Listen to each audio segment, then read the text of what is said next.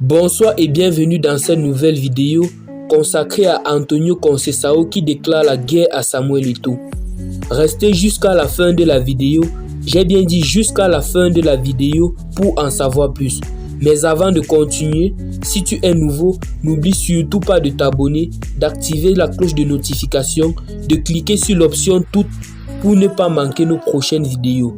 On commence. Les Camerounais n'ont pas du tout été convaincus par les choix tactiques du sélectionneur national lors de la 33e édition de la Coupe d'Afrique des Nations. Depuis l'élimination des Lions indomptables du Cameroun en demi-finale par l'Égypte, des voix s'élèvent pour exiger le départ d'Antonio Conceição qui avait décidé de ne pas aligner le buteur du Bayern Munich, Choupo-Moting. Pour éviter un licenciement, le Portugais a entrepris de prendre langue avec les détracteurs de Samuel Eto'o.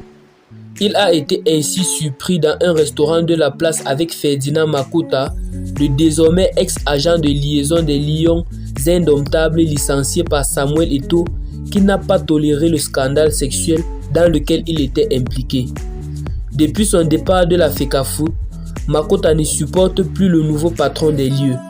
Si Antonio Conceição se rapproche de lui, c'est bien parce qu'il est au courant de ses liens très étroits avec le ministre des Sports, Mouel Koumbi. Malgré cette sanction, le coach des Lions indomptables, Antonio Conceição, a trouvé utile de s'afficher avec ce personnage qui est une honte pour la sélection nationale.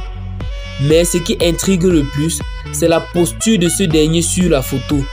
Il se comporte en patron, tandis que le sélectionneur national et ses adjoints sont selon toute vraisemblance en train de faire le compte rendu pour le compte de Narcisse Kombi Mouel, alias le moustachu, à celui qui est le véritable patron de la tanière, révèle Boris Berthold. En se rapprochant de Ferdinand Makota, Antonio Conceição, qui comprend peu à peu le fonctionnement du système camerounais, espère obtenir le soutien du ministre des Sports en cas d'éventuel débat sur son avenir avec les Lions indomptables du Cameroun. Désormais habitué aux affrontements, Samuel Eto'o va devoir encore livrer une nouvelle bataille après avoir mis en déroute Seydou Njoya Mbombo et plusieurs cadres du régime Biya. Eto'o n'a pas peur de l'adversité et il ne le cache pas. Ferdinand Makota, au-delà des activités sportives, rendrait au ministre des Sports Mouel Koumbi et à certains membres du régime Biya des services peu catholiques. Selon le journaliste Michel Biemton, Ferdinand Makota serait un proxénète qui fournirait les autorités camerounaises en chair fraîche. Il se trouve que Ferdinand Makota est non seulement le protégé de Mouel Koumbi, et aussi celui qui trouve à des hauts cadres de la présidence de la République des clients masculins comme féminins pour des séances de partouze et des pratiques homosexuelles, révèle-t-il. Je n'ai rien à dire concernant le stade de Japoma, mais je veux juste dire aux responsables des équipes nationales algériennes ou ivoiriennes que même le président de la FIFA a voulu changer la date et le lieu de la CAN, il n'a pas pu. Nous ne sommes pas là pour plaire à qui que ce soit ou pour offrir des cadeaux, avait-il tempêté lorsque certains pays remettaient en cause la qualité de la pelouse du stade de Japoma. Merci d'avoir regardé cette vidéo jusqu'à la fin.